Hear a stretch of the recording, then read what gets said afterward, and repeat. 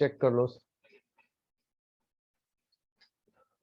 बेटा। देखो फिर से हम देख रहे हैं मैग्नीशियम क्लोराइड का फॉर्मेशन।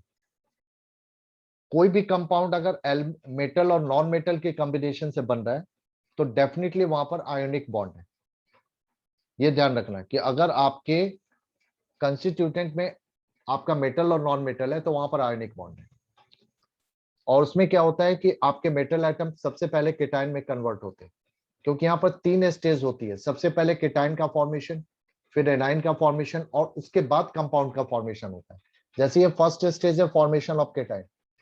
अब यहाँ पर क्या है कि एक magnesium atom always 2 number of valence electron loose करेगा और ये डाई पॉजिटिव आयन में कन्वर्ट होगा। अब यहाँ पर प्रॉब्लम है कि क्लोरीन जो है वह एक ही इलेक्ट्रॉन गेन करता है एक बार में। इसका मतलब एक क्लोरीन की जगह पर यहाँ पर हमें 2 क्लोरीन लेने होंगे, तब ये 2 इलेक्ट्रॉन गेन होंगे दोनों क्लोरीन में और you will get 2 chloride ion. अब एक मैग्नीशियम केटायन 2 क्लोराइड आयन के साथ कंबाइंड होगा थर्ड स्टेज में, तो that is the formation of compound Mg2 plus 2Cl minus gives MgCl2। अब अगर आप इसी को लिविस डॉट सिंबल के थ्रू दिखाना चाहते हो तो Mg के लिए 2 वैलेंस इलेक्ट्रॉन है तो डबल डॉट हो गया। यहां पर हम 2 क्लोरीन ले रहे हैं तो इस अलग अलग क्लोरीन आपको लेने होंगे। इच क्लोरीन में आपके पास 7 वैलेंस इलेक्ट्रॉन है पहले से। एक एक electron they will gain from the magnesium. ये 2 में से एक इधर जाएगा और एक इधर जाएगा, तो ये आपका बन जाएगा Mg2 पॉजिटिव और ये आपका ट्वाइस बन जाएंगे Cl नेगेटिव। बट यहाँ पर डॉट दिखा देना। अब कहोगे इसके डॉट कम क्यों नहीं दिखा रहे? रीजन है कि इसके डॉट यहाँ पर लूज हो चुके हैं और इनर सेल को यहाँ पर डॉट के फॉर्म में शो नहीं किया जाता है। लिविस सिंबल का मीनिंग होता है कि only outermost energy shell के इलेक्ट्रॉन को डॉट के फॉर्म में शो करना होता है। तो जब इसने इन दोनों को लूज कर दिया तो अब यहाँ पर डॉट शो करने के लिए नहीं है हमारे पास। ठीक है बेटा, और ये फिर कंबाइंड होके बन गया MgCl2। सो ये आपका मेथड है कि किस तरह से आप लिविस डॉट सिंबल के थ्रू भी फॉर्मेशन ऑफ आयनिक बॉन्ड दिखा सकते हो। क्लियर है ये पॉइंट? Yes sir. ओके बेटा, अब यहां से हम ले रहे हैं कि condition for the formation of ionic bond. एक कंडीशन तो आपने डिफाइन की कि जहां पर भी कॉम्बिनेशन मेटल और नॉन मेटल का होगा तो वह ऑलवेज आयनिक बॉन्ड होगा। पर ये जरूरी नहीं है, ऐसा नेसेसरी नहीं है कि ऑल मेटल्स नॉन मेटल के साथ कंबाइंड होकर आयनिक बॉन्ड बनाए। कई बार जो होता है, कई जगह पर आप देखोगे कि आपका एक मेटल दूसरे नॉन मेटल के साथ कंबाइंड ही नहीं हो पा रहा है। तो ऐसा नहीं है कि हर समय मेटल नॉन मेटल के साथ कंबाइंड ही होगा और आयनिक बॉन्ड बनाएगा। हर बॉन्ड के फॉर्मेशन के लिए कुछ कंडीशन होती है, कुछ क्राइटेरिया होती है। जैसे स्कूल में जब आप 10th के बाद स्ट्रीम का डिवीजन होता है तो वहां पर स्कूल कुछ ना कुछ क्राइटेरिया अपना पुट करता है कि भाई इतना ग्रेड होगा, इतना परसेंट होगा, तब हम इनको साइंस स्ट्रीम देंगे या इनको ह्यूमैनिटी का स्ट्रीम देंगे या कॉमर्स का स्ट्रीम देंगे। तो उसी तरह हर बॉन्ड के फॉर्मेशन के लिए कुछ कंडीशन होती है। तो ऐसा नहीं है कि ऑल मेटल और नॉन मेटल हो तो हमेशा आयनिक बॉन्ड ही बनेगा, कुछ ना कुछ कंडीशन भी है साथ में। अब ये कंडीशन हम डिस्कस करेंगे। तो यहां से हम ले रहे हैं कि condition for formation of ionic bond.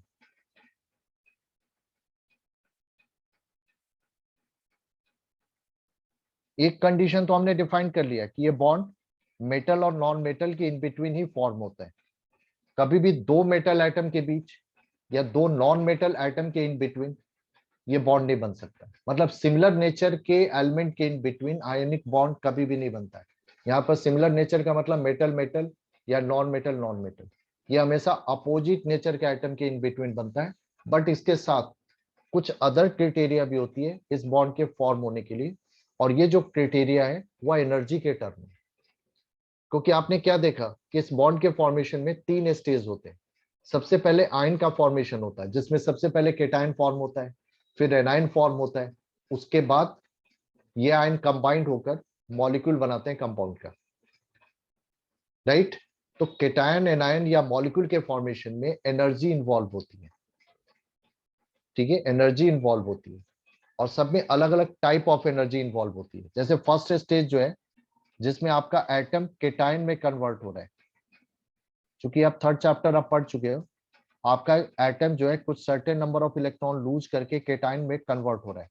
अब आपको पता है कि एटम ऐसे ही इलेक्ट्रॉन लूज नहीं करता है, इसके लिए वो क्या करता है, एनर्जी एब्जॉर्ब करता है। तो मतलब आपके सिस्टम में उस समय एनर्जी अवेलेबल होना चाहिए जो एटम को गेन हो, और जब एटम गेन करेगा तभी वो इलेक्ट्रॉन लूज करेगा। तो एटम का केटाइन में कन्वर्जन के लिए यहाँ पर एक particular amount of energy absorb होती है, जिसको आप लोग क्या कहते हो, आयनाइजेशन एनर्जी। याद आ गया बेटा?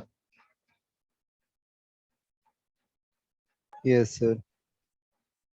तो फर्स्ट स्टेज जो होगा आयनिक बॉन्ड का, जिसमें केटाइन का फॉर्मेशन होगा, वहां पर कौन सी एनर्जी इंवॉल्व होगी, आयनाइजेशन एनर्जी।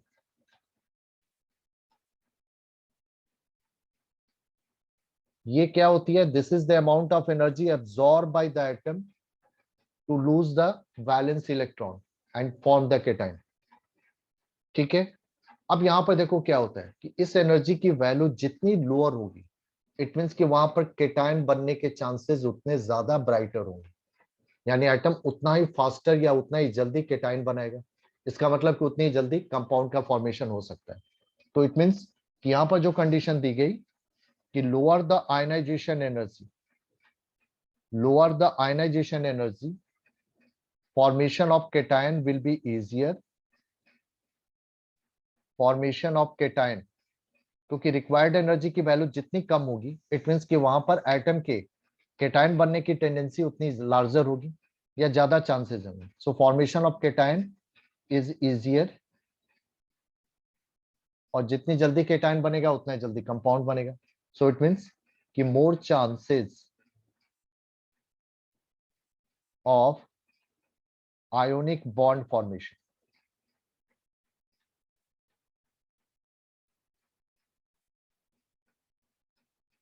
वहां पर आयोनिक बॉन्ड बनने के चांसेस उतने ही ब्राइटर होंगे। ठीक है, एक एग्जांपल के थ्रू मैं इसको क्लियर करता हूं। जैसे ये देखो, मान लो यहां पर हमारे पास दो तीन तरह के एटम है, ए बी सी। इसमें से इन दोनों एटम में केटाइन बनने की टेंडेंसी है, इसमें एनाइन बनने की।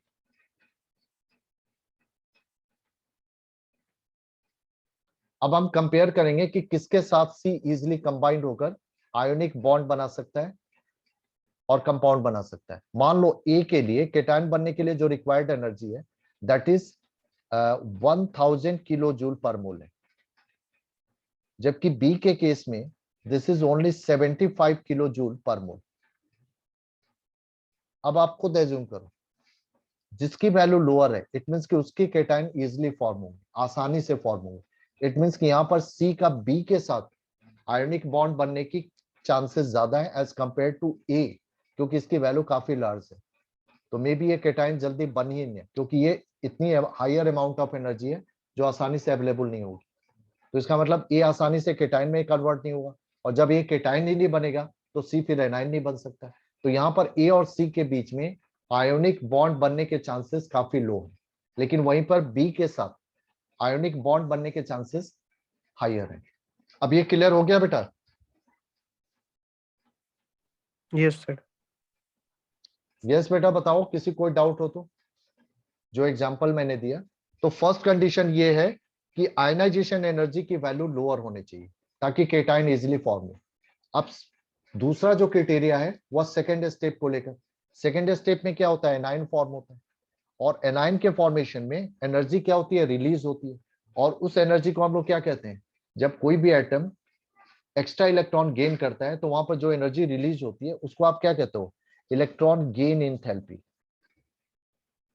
याद आ गया? ये सारा अभी अभी अभी हमने लास्ट यूनिट में डिस्कस किया है। ठीक है, energy release by atom, energy released by atom when it gains extra electron. और ये एक्स्ट्रा इलेक्ट्रॉन कहां जाएगा, उसके वैलेंस शेल में। अब यहां पर देखो क्या है कि इलेक्ट्रॉन गेन इंथैल्पी की वैल्यू जितनी हायर होगी,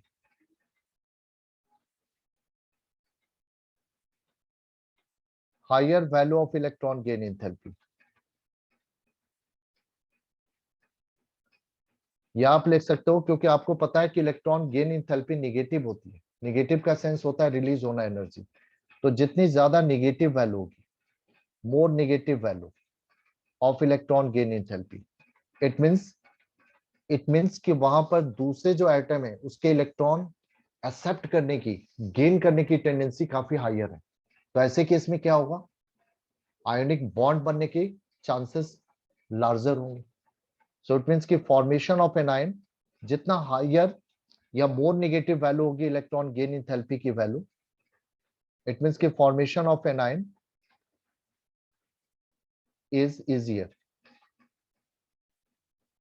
और अगर एनायन बनने के फॉर्मेशन का प्रोसेस इजियर है तो इट मींस कि मोर चांसेस या मैक्सिमम चांसेस होंगे या मोर टेंडेंसी होगा, more tendency for ionic bond formation, यानी उस केस में आयोनिक बॉन्ड फॉर्म होने की टेंडेंसी हायर होगी।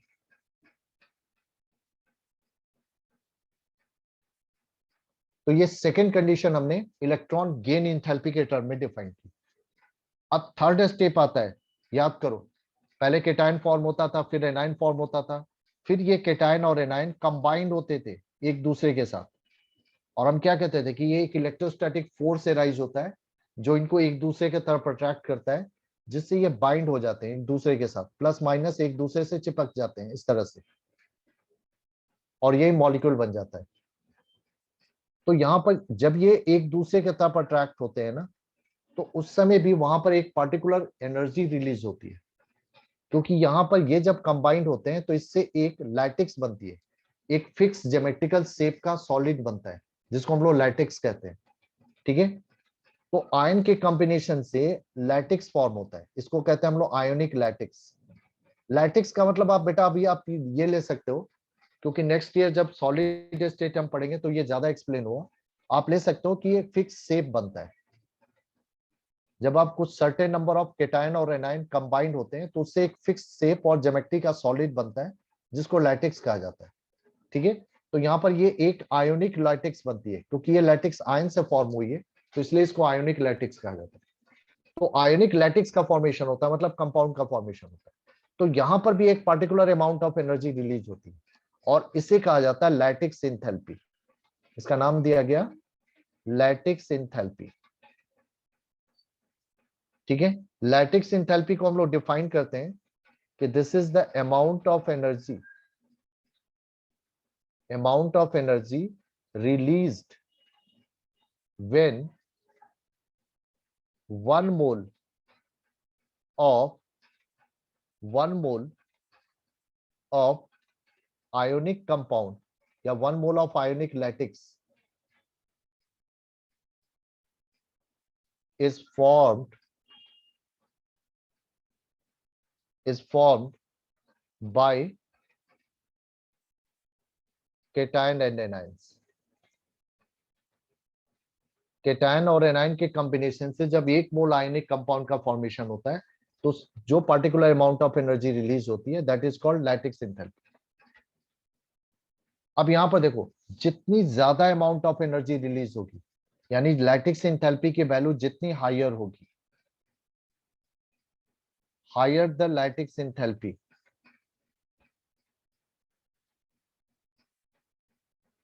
अगेन ये भी रिलीज हो रहा है तो मोर नेगेटिव होगा। ठीक है, इसका मतलब मोर स्टेबल आयनिक कंपाउंड बनेगा, क्योंकि आपको पता है कि कंपाउंड के स्टेबिलिटी एनर्जी के टर्म में क्या होती है, लोअर एनर्जी होना। जितनी आपके स्पेसिस की एनर्जी लोअर होगी, लेस होगी, इट मींस कि वह उतना ही ज्यादा स्टेबल माना जाता है। So more stable ionic compound is formed.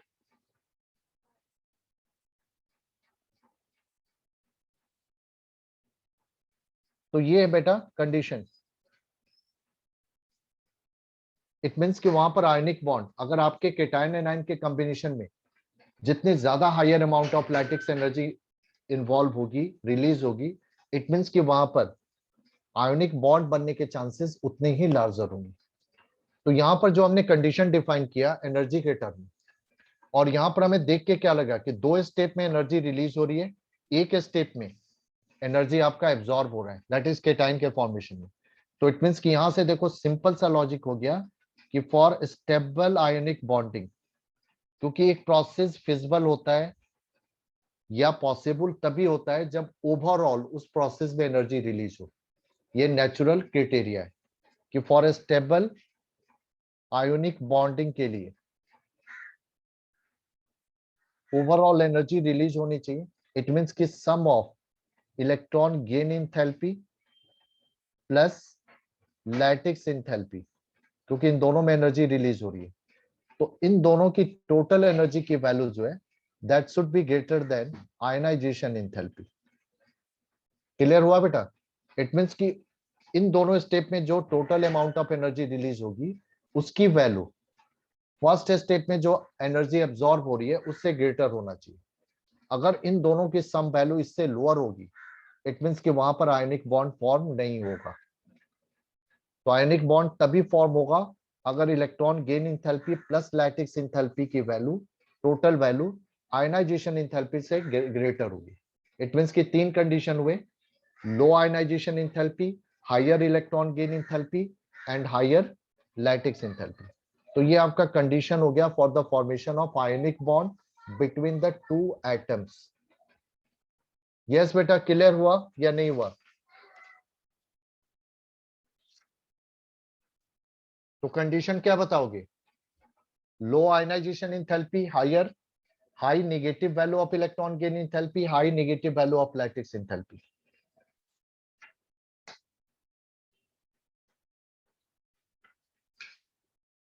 हाँ बेटा, समझ में आया कि नहीं आया? Yes. एनीवन कोई डाउट रह गया हो? अभी सर ये तक जो लास्ट हमने वाला डिस्कस, सर वापस रिपीट कर दिए सर। अभिनव बेटा समझ में आया? Yes, sir. हाँ, क्या पूछ रहे थे नवीन?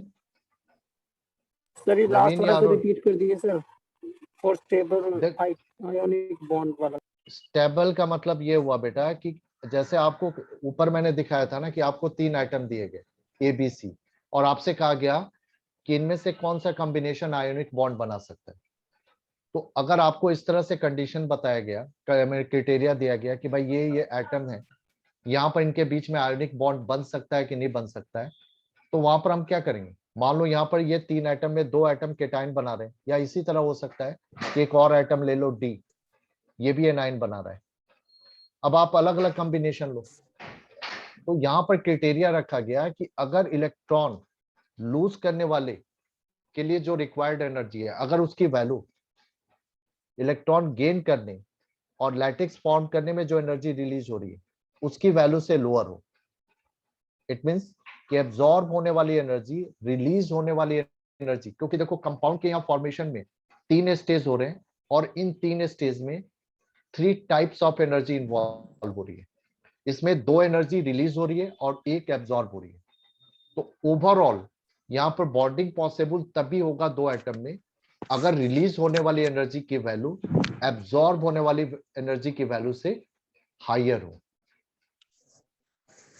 आया समझ में बेटा? हाँ बोलो बेटा।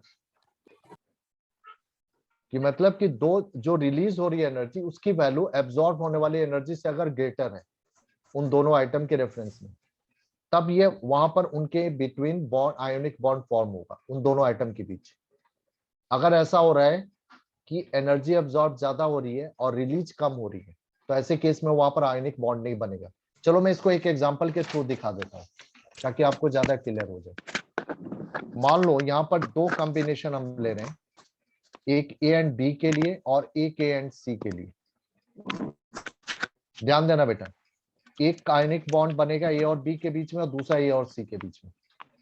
ठीक है, सपोज करो यहाँ पर ए इलेक्ट्रॉन लूज करने के लिए 100 किलो जूल की एनर्जी एब्जॉर्ब कर रहा है और बी जब इलेक्ट्रॉन गेन कर रहा है यानी ए प्लस बनने में बी माइनस बनने में, यहाँ पर सपोज करो कि 20 किलो जूल की एनर्जी रिलीज हो रही है। और उसी तरह जब A plus and B minus combined हो रहे हैं यानी जब आयन फॉर्म होकर लैटिक्स बना रहे हैं, तो यहाँ पर 30 किलो जूल की एनर्जी एब्जॉर्ब रिलीज हो रही है। अब यहाँ पर देखो टोटल करो, रिलीज होने वाली एनर्जी की वैल्यू कितनी है? -50 किलो जूल है। एब्जॉर्ब होने वाली वैल्यू कितनी है? 100 किलो जूल है। यहां पर रिलीज एनर्जी की वैल्यू एब्जॉर्ब एनर्जी से लोअर है। इट मींस कि इस केस में ए और बी के बीच में आयोनिक बॉन्ड नहीं बनेगा, नो बॉन्ड फॉर्मेशन।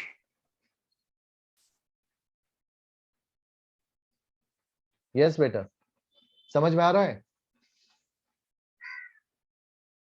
अरे बताओ तो सही कि समझ में आया कि नहीं आया। Yes sir. यस सर, आ गया। यहां पर सपोज करो अगेन ए प्लस बनने के केस में 100 किलो जूल की एनर्जी एब्जॉर्ब हो रही है। बी माइनस के बनने, सॉरी सी माइनस के बनने में यहां पर सपोज करो कि 80 किलो जूल की एनर्जी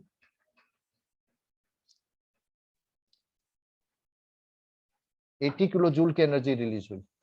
और जब ए प्लस और सी माइनस कंबाइंड हुए तो अगेन यहां पर 50 किलो जूल की एनर्जी रिलीज हुई। अब यहां पर देखो टोटल रिलीज होने वाली एनर्जी कितनी है? 130 किलो जूल। और एब्जॉर्ब कितना हो रहा है? 100। यहां पर रिलीज होने वाली एनर्जी की वैल्यू एब्जॉर्ब होने वाले से ग्रेटर है, तो यहां पर आपका आयनिक बॉन्ड फॉर्म होगा। अब आई थिंक कि आपको समझ में आ गया होगा। यानी यहां पर ए और सी के बीच में आयनिक बॉन्ड फॉर्म होगा, लेकिन यहां पर फॉर्म नहीं होगा। यस बेटा, अब किसी कोई डाउट तो नहीं रह गया? Sir no sir. सर। हाँ बेटा, कोई डाउट हो तो पूछ लो, पूछने में कोई हेसिटेशन नहीं होना चाहिए। मैं 10 बार समझाऊंगा, इसके लिए सर। टेंशन मत लो, समझ में आना चाहिए। हाँ बोलो। सर अभिनव? वही एक बार सर अर्नव। हाँ बोलो अनु। सर एंड में जो ये ionic bond is form, sir ये कैसे हुआ? बस एक बार प्लीज समझा दीजिए शॉर्ट में। आपको बताया ना कि दो आइटम के बीच आयनिक बॉन्ड तब फॉर्म होगा अगर रिलीज होने वाली एनर्जी की वैल्यू एब्जॉर्ब होने वाली एनर्जी की वैल्यू से हायर हो। Yes release sir. कौन सा होगा? एनाइन बनने में और लैटिक्स बनने में। एब्जॉर्ब कब होगा? जब केटाइन बनेगा। तो आपको एनर्जी वैल्यू गिवन है यहाँ कि ए से ए प्लस बनने में इतना एनर्जी एब्जॉर्ब हुआ, बी से बी माइनस बनने में इतनी एनर्जी रिलीज हुई, और ए प्लस और बी माइनस के कॉम्बिनेशन में इतनी एनर्जी रिलीज हुई। अब रिलीज होने वाली टोटल एनर्जी की वैल्यू यहाँ पर एब्जॉर्ब होने वाली एनर्जी से लोअर है ना। तो ऐसे केस में क्या होगा? यहाँ पर आयनिक बॉन्ड नहीं बनेगा। लेकिन इस वाले केस में जब ए और सी कंबाइंड हो रहे हैं तो यहाँ पर देखा गया कि रिलीज होने वाली एनर्जी की वैल्यू एब्जॉर्ब होने वाली एनर्जी से ग्रेटर है, तो यहाँ पर आयनिक बॉन्ड बनेगा। यस बेटा, क्लियर है आप? सर ये सर समझ गया। अभिनव? और यस सर। कौन है? अर्णव चोपड़ा, आर्यन, ध्रुव, हितेश? Yes sir. हाँ बेटा, अगर कहीं नहीं समझ में आ रहा है, खुशी बेटा क्लियर हुआ ये कॉन्सेप्ट?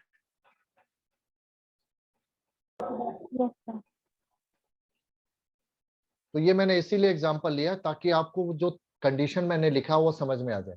अब यहां पर देखो एक टर्म आएगा इलेक्ट्रोवैलेंसी। आराम से करो, ये चैप्टर बहुत लंबा भी है, सेकंड चैप्टर की तरह है, और साथ ही बहुत ही कॉन्सेप्चुअल है। इसलिए मैं इसको कोई बहुत फास्ट से नहीं खींच रहा हूँ, उतना ही स्पेस में लेकर चल रहा हूँ जिससे आप आसानी से समझ पाओ। ये एक टर्म आएगा आयोनिक बॉन्ड में। देखो आयोनिक बॉन्ड को हम इलेक्ट्रोवैलेंट बॉन्ड भी कहते हैं, जो इलेक्ट्रॉन के ट्रांसफर से बनता है। इलेक्ट्रोवैलेंसी क्या होती है? अभी आपने देखा कि आयोनिक बॉन्ड के फॉर्मेशन में there is transfer of electron. एक सर्टेन नंबर ऑफ इलेक्ट्रॉन एक एटम से दूसरे एटम में ट्रांसफर होते हैं, जिसमें एक एटम लूज करता है, दूसरा गेन करता है। ये जो नंबर ऑफ इलेक्ट्रॉन लूज और गेन किए जाते हैं वैलेंस शेल से, इसी को इलेक्ट्रोवैलेंसी कहा जाता है। तो इलेक्ट्रोवैलेंसी का मतलब है सिंपल सा कि number of valence electron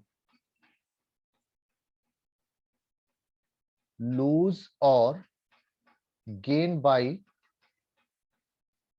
atom of elements is called electrovalency. जैसे सोडियम क्लोराइड के फॉर्मेशन में आपने क्या देखा कि सोडियम इज लूजिंग 1 इलेक्ट्रॉन, एक इलेक्ट्रॉन ये लूज कर रहा है, और क्लोरीन जो है, सॉरी क्लोरीन ये एक इलेक्ट्रॉन गेन कर रहा है, तो वही इनकी इलेक्ट्रोवैलेंसी होगी। जितने इलेक्ट्रॉन ये लूज और गेन कर रहे हैं वही इनकी इलेक्ट्रोवैलेंसी होगी। बट जैसा कि मैंने थर्ड यूनिट में कराया था तो बताया था कि वैलेंसी में साइन नहीं दिया जाता, यहाँ पर माइनस का मतलब लूज, प्लस का मतलब गेन। लेकिन जब आप लिखोगे कि व्हाट इज द वैलेंसी या electrovalency of sodium and chlorine, तो आप दोनों के आंसर 1 लिखोगे, क्योंकि यहाँ पर साइन नहीं देते। तो इलेक्ट्रोवैलेंसी सोडियम का है 1, क्लोरीन की भी 1।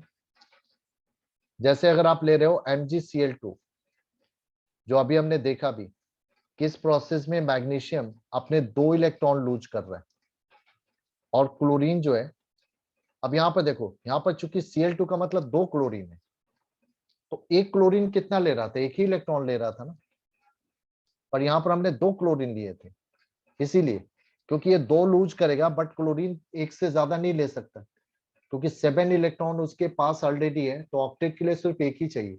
इसीलिए यहाँ पर एक मैग्नीशियम से एक के जगह पर 2 क्लोरीन कंबाइंड होंगे, और दोनों एक एक इलेक्ट्रॉन गेन करेंगे इससे। तो इस प्रोसेस में यहाँ पर जो 2 एलिमेंट कंबाइंड हुए, मैग्नीशियम और क्लोरीन, तो इलेक्ट्रोवैलेंसी मैग्नीशियम की 2 हो गई और क्लोरीन की 1 होगी। ऐसे देखो फॉर्मूला से भी निकाल सकते हो, आपको एक तरीका बता रहा हूं। यहाँ पर कुछ नहीं लिखा है तो इसका मतलब 1 है, और यहाँ Cl के साथ 2 लगा है। तो जब आप फॉर्मूला बनाते हो, तो ये भी हमने लास्ट यूनिट में देखा था कि हम बैलेंसी को क्रॉस कर देते हैं। इसका मतलब ये 2 मैग्नीशियम की बैलेंसी है और ये 1 क्लोरीन की बैलेंसी है, तो आप इससे भी डिराइव कर सकते हो। तो यही होता है इलेक्ट्रोवैलेंसी, कि जितने इलेक्ट्रॉन आपका एटम लूज कर रहा है केटाइन बनने में या गेन कर रहा है एनाइन बनने में, दैट इज इट्स इलेक्ट्रोवैलेंसी। या आप सिंपल वैलेंसी वर्ड भी यूज कर सकते हो। यस बेटा, क्लियर है या किसी कोई डाउट है? Clear sir. ओके, अब यहां से आ जाओ। आयोनिक बॉन्ड के थ्रू जब 2 एलिमेंट कंबाइंड होकर कंपाउंड का फॉर्मेशन करते हैं, तो उसको कहा जाता है आयोनिक कंपाउंड या इलेक्ट्रोवैलेंट कंपाउंड। तो यहां से हमें देखना है कि what are the characteristic of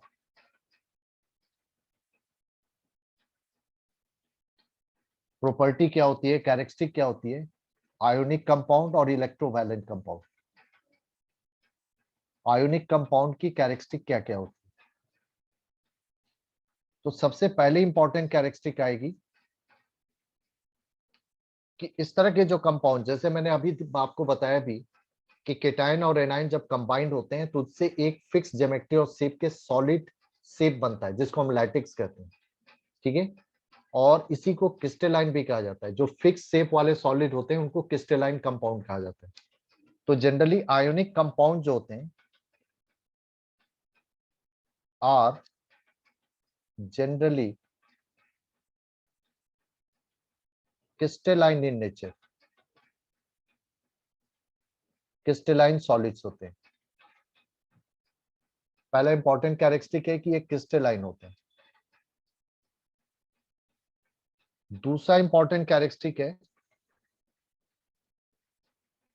कि they have higher melting point and boiling point. इनके मेल्टिंग और बॉइलिंग पॉइंट हायर होते हैं। पहला तो ये हो गया कि ये सॉलिड होते हैं, और किस तरह के सॉलिड है, फिक्स शेप वाले, जिनको क्रिस्टलाइन कहा जाता है। तो बेसिकली ये क्रिस्टलाइन सॉलिड्स होते हैं। दूसरा, इनके मेल्टिंग और बॉइलिंग पॉइंट हायर होते हैं। और रीजन क्या होता है, क्योंकि ये आयन जो कंबाइंड होते हैं वो बहुत ही स्ट्रॉन्ग इलेक्ट्रोस्टैटिक फोर्स है। तो this is due to presence of strong force of attraction, force of attraction between ions, ions के in between a strong force होने की वजह से इनके मेल्टिंग और बॉइलिंग पॉइंट काफी हायर होते हैं, क्योंकि उसको ब्रेक करने के लिए फिर हमें ज्यादा हीट एनर्जी देनी पड़ती है। इट मींस कि हायर टेम्परेचर करना पड़ता है। तीसरा इंपॉर्टेंट कैरेक्टरिस्टिक होता है कि generally they are soluble in polar solvent, ऐसे सॉल्वेंट जिसमें आयन का कैरेक्टर होता है, आयोनिक नेचर होता है। तो जनरली ये सॉल्युबल होते हैं पोलर सॉल्वेंट्स में। पोलर सॉल्वेंट का ये एग्जांपल है, लाइक वाटर। इस तरह के सॉल्वेंट जिनमें आयनिक कैरेक्टर होता है, चार्ज का कैरेक्टर होता है, उन्हीं में ये डिसॉल्व होते हैं, क्योंकि ये खुद आयन से बने हुए, चार्ज से बने हुए। फोर्थ इंपॉर्टेंट कैरेक्टरिस्टिक दे सकते हो कि in solid state they are insulator. It means कि they are not conducting the electricity. Insulator या non-conductor of electricity, but in aqueous solution जब आप इनको वाटर में डिसॉल्व करते हो और इन molten state जब आप इनको मेल्ट करते हो,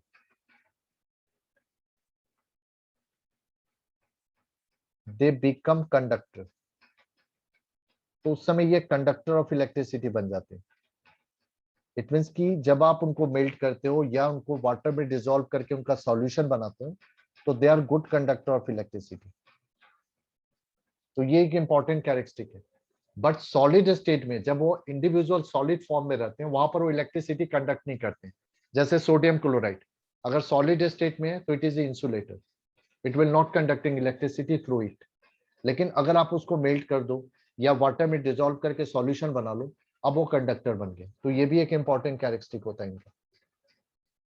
ठीक है, तो ये कुछ इंपॉर्टेंट मैंने कैरेक्टरिस्टिक लिखा, हालांकि ये कैरेक्टरिस्टिक आप पहले भी पढ़ चुके हो। ठीक है, अब एक और आपको मेथड बता दूं। एक तो हमने एनर्जी के टर्म में देखा क्राइटेरिया आयनिक बॉन्ड बनने का। एक और केस होता है जिससे आप कह सकते हो कि यहाँ पर आयनिक बॉन्ड बनेगा या नहीं। देखो इलेक्ट्रॉन लूज कब होते हैं? इलेक्ट्रॉन लूज होने के लिए ये अलग है। इलेक्ट्रॉन लूज होते हैं अगर वैलेंस सेल में हैव 1, 2 और 3 इलेक्ट्रॉन, तब वो आपका एटम लूज करेगा। और इलेक्ट्रॉन गेन कब होता है? अगर वैलेंस सेल में 7 होता है। हाँ, जनरली हैव 5, 6 और 7 इलेक्ट्रॉन अगर हो। अब जैसे ये आपको दिया गया, मान लो आपको ये मैंने दिया कि ए एक एटम है, इसकी कॉन्फ़िगरेशन दे दी मैंने 1s2 2s2 2p5 और बी का कॉम्बिनेशन दे दिया, बी एक दूसरा एटम है 1s2 2s2 2p4। अब मैंने पूछा कि क्या इनके इन बिटवीन आयनिक बॉन्ड बनेगा? एक तो मैंने देखो एनर्जी के बेस पर बताया था, अब ये कॉन्फ़िगरेशन के बेस पर बताना। इसके लिए second shell outermost shell है, सेकंड सेल में टोटल इलेक्ट्रॉन कितने हैं? 7। इसके लिए भी second energy shell outermost shell है और इसमें इलेक्ट्रॉन कितने हैं? 6। दोनों में सेम टेंडेंसी है गेन की। आयनिक बॉन्ड कब बनता है? जब अपोजिट टेंडेंसी होती है। इसलिए इस केस में आयनिक बॉन्ड नहीं बनेगा ना, क्योंकि सेम टेंडेंसी दोनों एटम में। अब एक दूसरा कॉम्बिनेशन लो, ए के लिए कॉन्फ़िगरेशन दिया हुआ है 1s2 2s2 2p6 3s2 3p1 और बी के लिए कॉम्बिनेशन दिया हुआ है 1s2 2s2 2p5। अब इस कॉम्बिनेशन में आयनिक बॉन्ड बन सकता है कि नहीं? देखो ए के लिए first third energy shell outermost shell है जिसमें टोटल इलेक्ट्रॉन 3 है, ये लूज कर सकता है। और यहाँ पर 7 है, ये गेन कर सकता है। यहाँ पर अपोजिट नेचर हो गया, तो यहाँ पर इन दोनों के कॉम्बिनेशन में आयनिक बॉन्ड बन सकता है। तो अलग अलग तरह से क्वेश्चन आते हैं, यहाँ पर आयनिक बॉन्ड फॉर्म होगा। कभी आपको कॉन्फ़िगरेशन से पूछा जाता है कि यहाँ पर बनेगा या नहीं बनेगा, कभी एनर्जी के पॉइंट ऑफ व्यू से पूछा जाता है कि यहाँ पर बनेगा कि नहीं बनेगा। तो ये देखो मैंने सारे कंडीशन आपको डिफाइन करके दिखाया। तो ये हमने डिस्कस किया आज आयनिक बॉन्ड और इलेक्ट्रोवैलेंट बॉन्ड को लेकर। यस बेटा, क्लियर है सबको? यस तो अभी पहले इसको इतना कंप्लीट कर लो, फिर नेक्स्ट क्लास में हम आगे करेंगे कोवैलेंट बॉन्ड को लेकर। तो आयनिक बॉन्ड हमारा कंप्लीट हो गया। अगर कोई डाउट लगे तो नेक्स्ट क्लास में बिगनिंग में आप मुझे बता दोगे, सो दैट कि मैं वो पॉइंट आपको रिपीट कर दूंगा। बट ध्यान रखना कि ये चैप्टर बहुत ही ध्यान से करना है, क्योंकि आगे की पूरी केमिस्ट्री इसी के ऊपर बेस्ड होगी। अगर इस चैप्टर में कहीं भी कोई भी आपका शॉर्ट कमिंग हो गया तो हर चैप्टर में आगे चलकर आपको कुछ ना कुछ प्रॉब्लम एराइज होगा। इसलिए चैप्टर बहुत ध्यान से करना है। ओके बेटा, thank you. Aryan recording break कर थैंक यू दे बेटा। सर।